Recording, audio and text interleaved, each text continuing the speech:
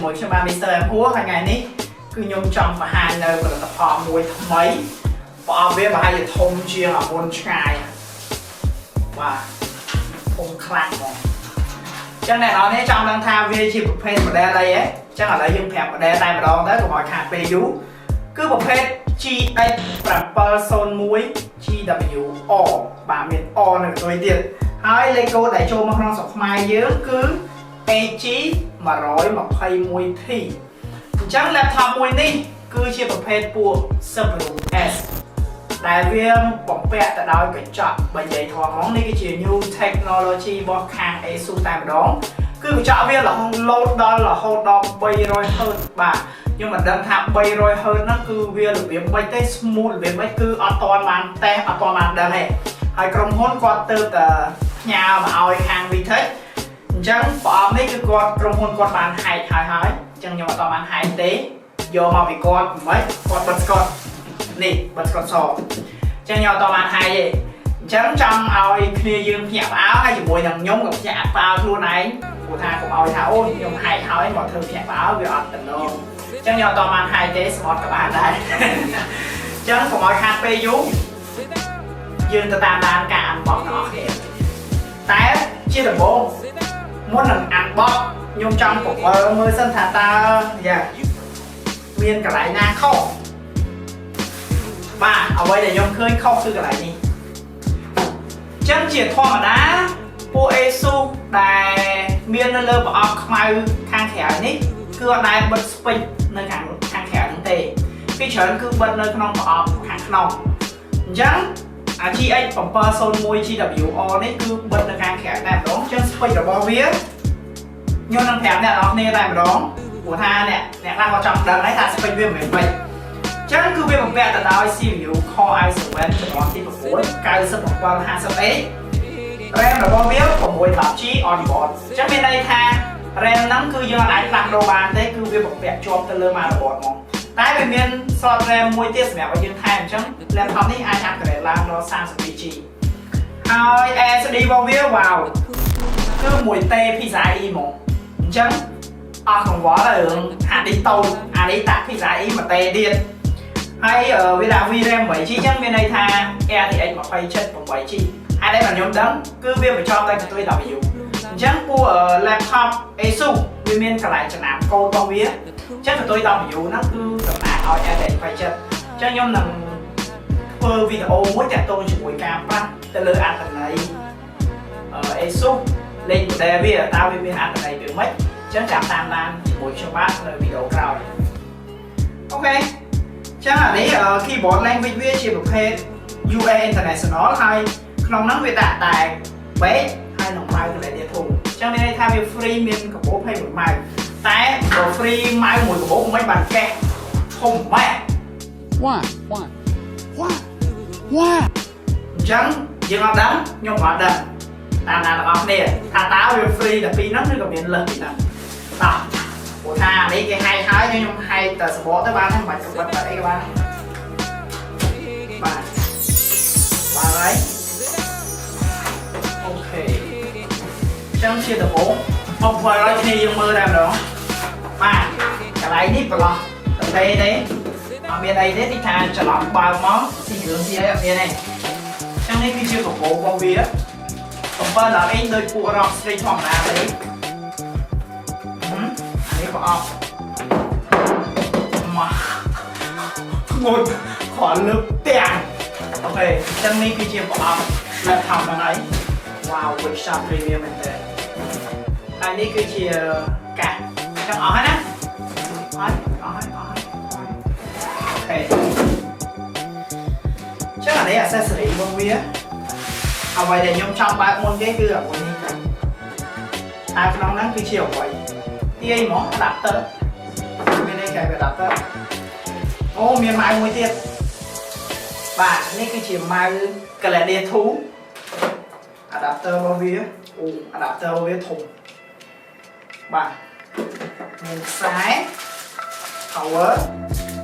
នេះអ្វីដែលលើសគឺនេះគឺគេឲ្យឈ្មោះថា USB LAN port អញ្ចឹង laptop ហ្នឹងប្រហែលជាស្ដើងខ្លាំងហើយដែលมันអាចដាក់ LAN បាន chỉ hai thời ASUS còn free là ao chẳng nói liên tục mà lấy ok chẳng những châu mà mơ laptop ở đâu và cả workshop có biết cứ lôi mình thếผู้สรุปคือ workshop สะอาดผู้สรุปคือបើយើងចាប់ទុកវាជាប្រភេទពួក gaming ស្ដារហើយលក្ខណៈរបស់វាគឺ premium មានន័យថាវាល្អជាងពួក rock street បើនិយាយប្រាប់ត្រង់គឺតាក់ទងជាមួយការworkshop សូម្បីតែលោហៈធាតុដែលផលិតនៅលើពួកសរុបហ្នឹងក៏វាខុសគ្នាពី rock street ដែរអញ្ចឹងចង់ដឹងថាវាផលិតរបៀបម៉េចតោះ open box វ៉ាវបាទនេះគឺជា laptop ហ្នឹងហើយនេះគឺជាកាតាឡុកហ្នឹងទៅអូបាទកាតាឡុកវាអូអានេះសេរីមុនគេធ្វើ 3D ទៅលើ logo rock ដោយផ្គុំអាហ្នឹងពួកនៅ rock ជំនាន់ទី2 rock street 2មានពួក Scar Hero កាលមុនខ្ញុំឃើញចឹងអានេះតដែរវាដូរទេតោះយើងឆែកមើល laptop ហ្នឹងតែម្ដងអូខេ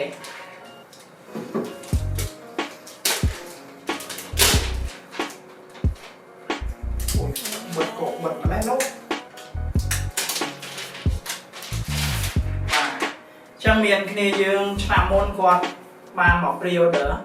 ហើយកាលហ្នឹងខាង ASUS គាត់បានប្រាប់ថាវាមក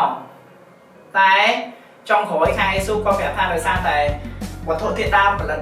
នៅ laptop ហ្នឹងមានតិចតួចអត់អាចផលិតគ្រប់គ្រាន់សម្រាប់ការចែកចាយអញ្ចឹងគេក៏បិទអត់យកមកវិញហើយក៏ cancel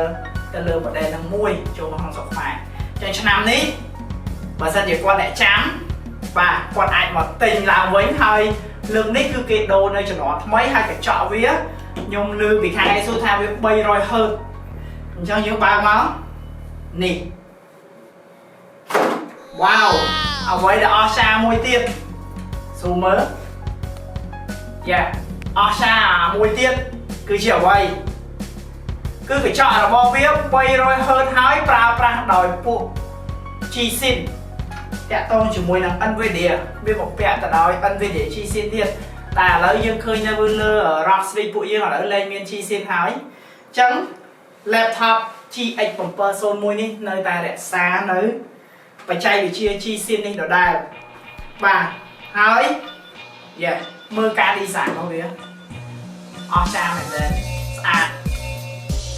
ធំទូលាយដែលយើងធ្លាប់ឃើញតែសិបរូបជំនាន់មុនគឺ 5-10 អ៊ីងវាមានលក្ខណៈរាងតូចតែលើកនេះគឺធំទូលាយហើយវាមានការកែប្រែទៅលើកន្លែងនេះគឺជាកន្លែងសេរី sound សេរីសំឡេងឡើងចុះហើយយើងរុញទៅគឺវាមានកលៈកង់ស្ងាត់ចឹងឮសលេងបាទវាមានសលេងតែម្ដង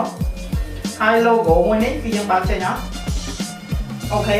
ចឹងខាងក្រុមហ៊ុនក៏បានតែហើយអានេះបាទបើកចេញធម្មតាចឹង logo នៅនេះក៏មានភ្លើងដែរបាទ RGB ដេញអញ្ចឹងណាំ pad វាអូខេណាំ padហើយខាងក្រោយវាគឺបាទនេះlogo វាដូរពណ៌ដូច Rock Street Scar 3 ឬក៏ Hero 3ទេគឺវាមានតែពណ៌ក្រហមទេគួរសោកស្ដាយដែរ ASUS គួរតែដាក់ RGB នៅហ្នឹងព្រោះថា premium ប្រដាប់ប៉ុណ្ណេះហើយហេតុអីបានមិនដាក់បាទគួរតែដាក់កន្លែងហ្នឹងដើម្បីឲ្យយើងមើលទៅវា look cool ហើយនៅខាងក្រោយគឺអត់ចោលទេរឿងអាបើកប្រព័ន្ធហៅគូននេះអញ្ចឹងនៅពេលដែលយើងបិទអាគូនហ្នឹងវាហ្នឹងស្មើវិញ